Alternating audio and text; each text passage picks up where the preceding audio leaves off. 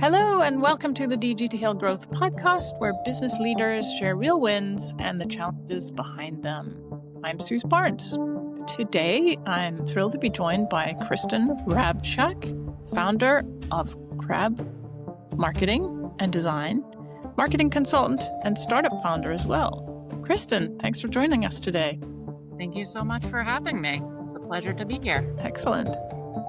Tell us about Khrab Marketing and what you do and your vision for the company. Of course, Khrab Marketing helps small to medium businesses define their marketing plan and move forward with a structure that helps for them. So what we do is we go into these small businesses or medium-sized businesses and try to come up with a marketing structure that works best. Meaning, do they need an agency? Do they need in-house or freelancers? Of course, there's not a lot of marketing budget to be had, so it's trying to decipher where that budget is best being placed. And so we go in and we audit everything from the current processes to your advertising, and then work with you to develop the ongoing plan. And what are you most excited about in business today? Right now, I'm actually really excited to see all the automation that's happening. Obviously, AI is huge. We're all moving towards how we can best fit an AI model into all the planning and the marketing. But I'm actually most excited to see how we as marketers are going to use it, and then how we implement it, but then how we use it in a way that best fits each business. There's not one size fits all for any of the AI that's happening out there. So it's how do you best define and work with the AI, structure it so that it's part of your business, it tells your voice, and just work with it to make it more personalized. Mm-hmm. You're working with clients to customize their automation solutions. Is that right? Absolutely, yes. Great. And how's that been going? Are clients pretty open to your ideas around what they can do? It really depends on the business.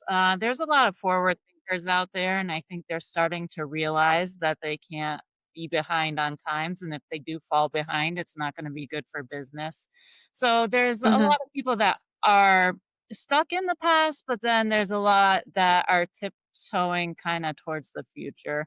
It's far and few between that you see people that really want to jump head in first, but we're starting Mm-hmm. to see industries kind of move slowly towards accepting AI, and not just the chat GPT or anything like that, but more so towards the full automations and really integrating it with their business structures.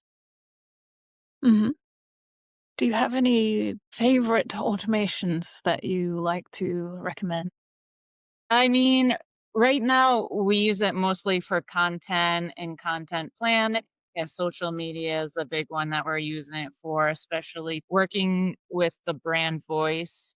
I mean, you have a lot of social media planners out there, and it's hard to keep a consecutive voice.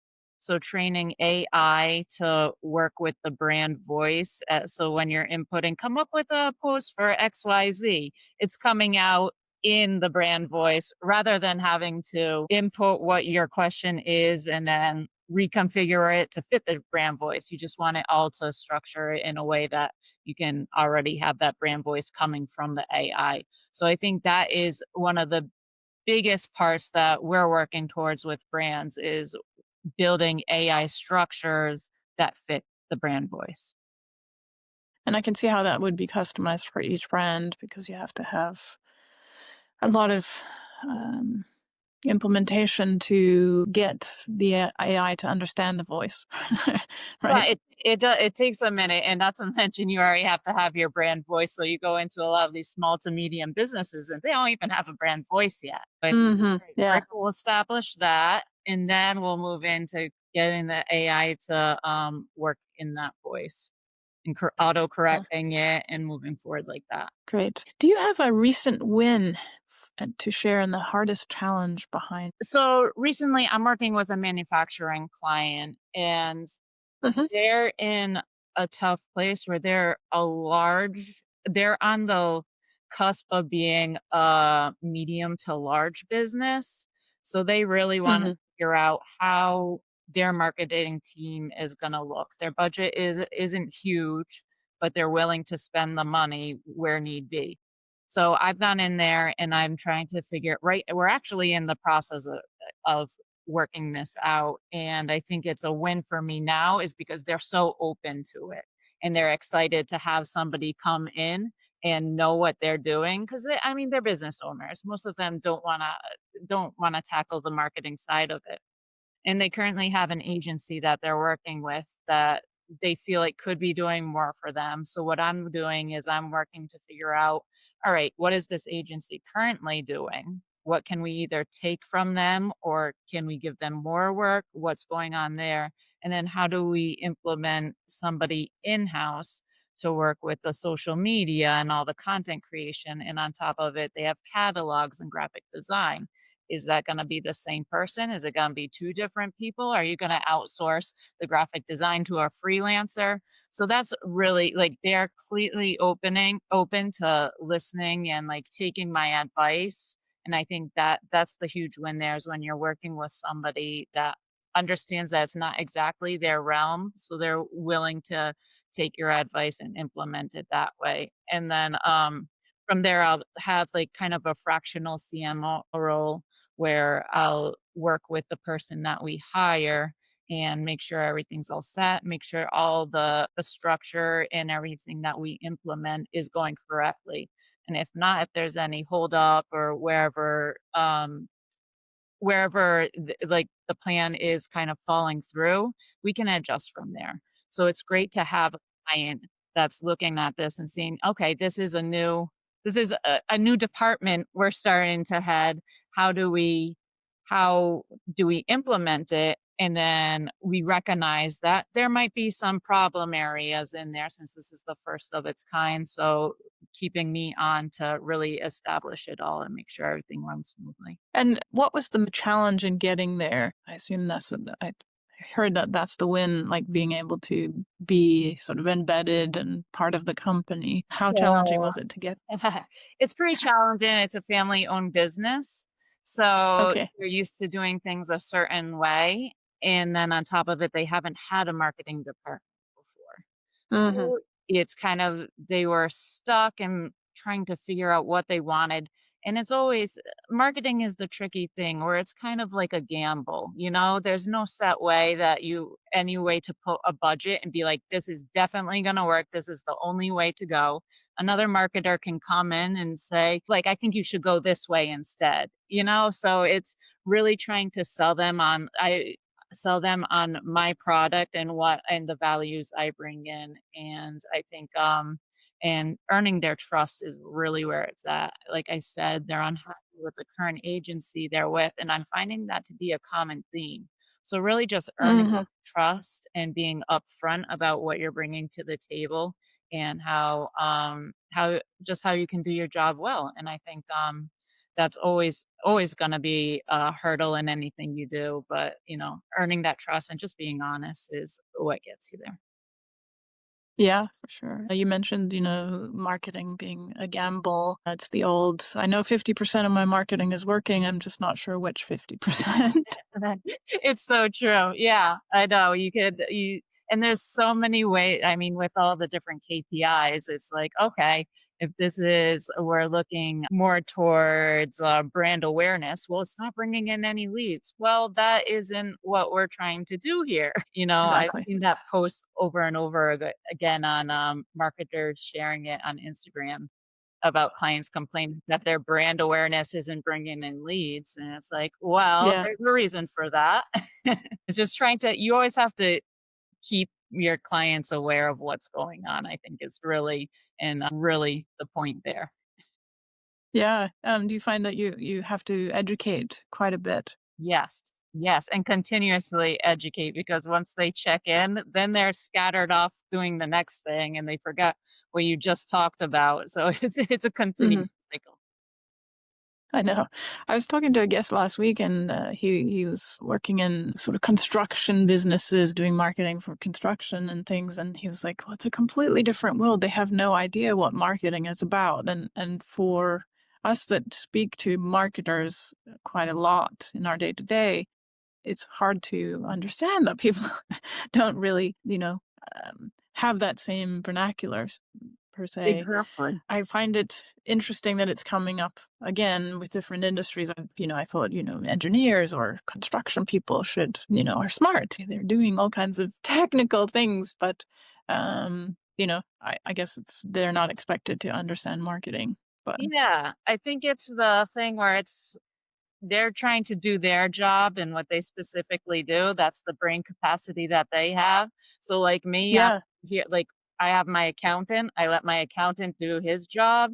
I ask the questions when I need to, but otherwise, I'm not researching accounting by any means. That's not what I'm putting my exactly. effort to, and I think that's obviously what a lot of business owners have to do. They have to focus on the things that are important to them and then hire the people for the right jobs for their marketing or otherwise. Absolutely. How do you find clients? I have mostly word of mouth, believe it or not. So word Hmm. of mouth is referrals. It's a small community here in Rhode Island. Everybody knows everybody. So I do get a lot of referrals, which is nice. And I think that is obviously one of the best ways to gain a new client because they already have feedback from somebody who's used me before. So I'm Hmm. already a good foot in the door with them. Otherwise, Google Ads, have a small campaign running for Google Ads, LinkedIn, and networking as well. Hmm.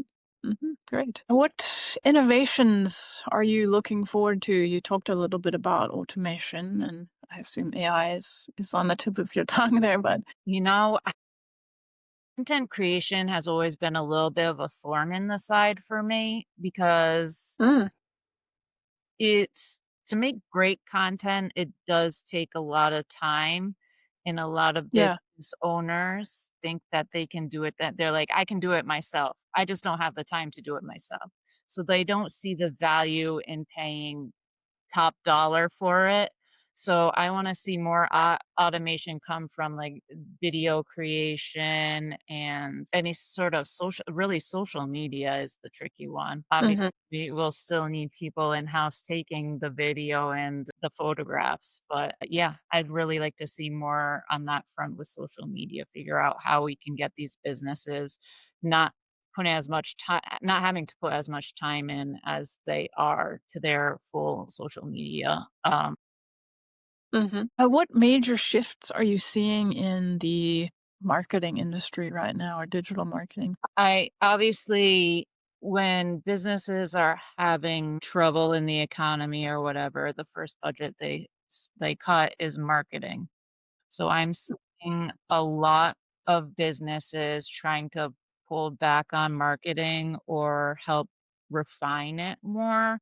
And that's kind of where I've moved into my consulting world because I've gone in and pitched big agency proposals and they come back and they're just like that you can see there's something missing and that they don't want to move forward with big agency proposals. And that's why like with this manufacturer, I was like, you know what? Let's figure out your in-house team and anything else that can supplement it because you're starting to see that they're having struggles with the communication with agencies. They've been burned before or whatnot. So I think that's really the trend I'm starting to see is that they want more in-house, more customized marketing for them. And that's really why I've moved in the direction I've moved in with my agency is like, okay, let's figure out consulting. I mean, let's figure out what your marketing is exactly and how we can get the right team. And it doesn't have to be me. It doesn't have to be my agency. Let's hire someone for you. Let's find a freelancer that's going to work best for you.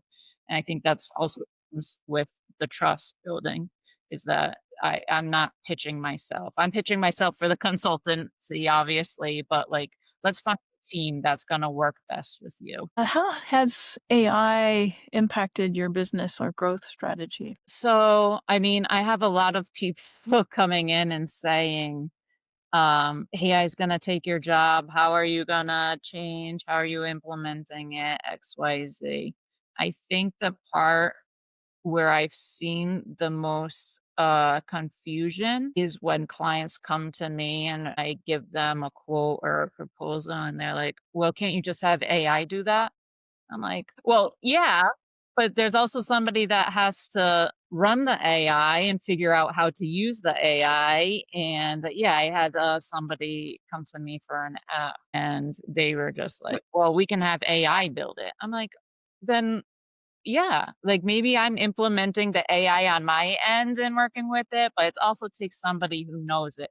So I think the idea that there's no work or knowledge that goes behind the AI, that is really confusing people in what we do. And $100%. I'm trying to break that and be like, no, that you actually have to, like anything else, you have to know what you're doing in order to use AI effectively. So that's where I'm Yeah. seeing changes right now. Absolutely. I like to say, and I've been saying it in a few podcasts, and I heard it from someone else, the music is not in the piano, which is, Yeah, it's a tool, and you need somebody who is an expert at it to make it work, to make it perform absolutely. the best, right? Absolutely. And it goes for any industry. I see the posts all the time, Hmm. plumbers being like, you're not paying this X amount of per hour because of my skill. It's the hours that went into it to learn that skill that you're paying for. And it's so Yeah. true. It's like, yeah, I can come in and fix your plumbing in an hour, but a regular Joe, that's you're paying for what led me there to be able to do it in an hour. Yeah, so the same idea. It's like yeah, you have to pay for the knowledge behind it. Yeah, absolutely. I like that analogy as well. Which metrics are you most focused on improving for your business? Uh, I think right now, I don't know, I'm working hard on SEO. I think that that's what's really making and breaking it because I mean we can all pay for Google ads and we can all push our name out there, but we once you start really doing local SEO, that's gonna be the shift where you can start spending marketing dollars elsewhere. And it's a good in-house kind of exercise for us to do, especially as marketers. And I can then push it out towards my clients. And have them work on it themselves. Be like, this is another in-house. A part of it is in-house that you can do. The technical side is a different story. But here are some ways to grow your local SEO. And I always like to have my own stories to relay to my clients. So where I see success, I want to pass it on and be like, this is a quick way you can do a quick post on Google My Business and like, look at this. And these are the keywords you want Hmm. to use. And this is what your competitors are doing. So using my own in-house stories and raising my SEO on my website. I'm actually in the midst of redesigning my website. So it's all part of the master plan there. Yeah, it's sort of what the painter whose house is not painted.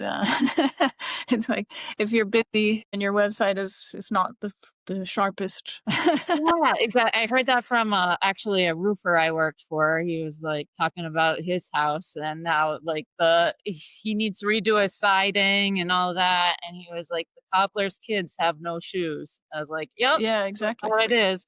It's like everybody else first and put myself on the back burner. Yeah, yeah, yeah. If you could solve one major challenge today, if you could wave a magic wand, Kristen, and solve one major challenge, what would that be? I think it's marketing has this stigma that obviously I've said it myself, it's a gamble, but a lot of people don't see the value in it and they don't want Mm, the budget towards marketing because it is a gamble and oh I've done this before, I saw no return, and they're jaded from past experiences. And I think it's really a problem that needs to be overcome, especially when we're working with agencies. Like I said, a lot of clients have been burned by agencies. So that's a challenge that I really like to see we move out of is that agencies are kind of the bad guys and that they're just taking the money. Nobody knows what their agency is doing. And I want to prepare, like my clients, even if they are working with other agencies, I want to prepare them and be like, these are the questions you need to be asking because I'm sure your agency isn't trying to burn you, but you're just not asking the right questions. I think it's important for us to let business owners know, like, it might not be your agency. You're just not asking the right questions, or you gave them guidance and told them to go in a certain direction, not knowing that their suggestion would have been to go in another direction. Because there's a lot of agencies out that, the customer is always right. And if you fight back on their proposal or something, then they're like, okay, we'll do it your way. I've been in that situation too, where it's like they want to do something specific and okay, we'll go with that. And it might not be the best avenue. So it's really getting business owners to know that what exactly marketing is and how it can be beneficial. And if you're on the wrong path, then you can pivot and you can turn Mhm. your dollars elsewhere and come up with a plan that works better. Absolutely. Do you have any predictions for what 2026 will look like for marketing and advertising agencies? I mean, obviously, like we said before, AI, and it's going to be Mhm. really interesting to see how it comes about in terms of like building and designing websites. I think that's going to be huge. I don't know if that's going to be as big of a money earner moving forward for agencies. And yeah, so I really see, obviously, I mean, that's the easy answer there is that AI is gonna get smarter and better, but not just for the marketers, but I think the end consumer as well. So I'm really excited to see that and then see how these agencies, myself included, we adjust our strategies, really embrace that the power, everybody has the power at their fingertips. I teach classes at University of San Francisco in advertising, and I'm curious what advice you might have for young graduates in marketing. Absolutely. Oh, I remember when I was back there and, I take in as much as you can, obviously, while you're there. Do your internships. Internships are huge. I learned the most from my internships.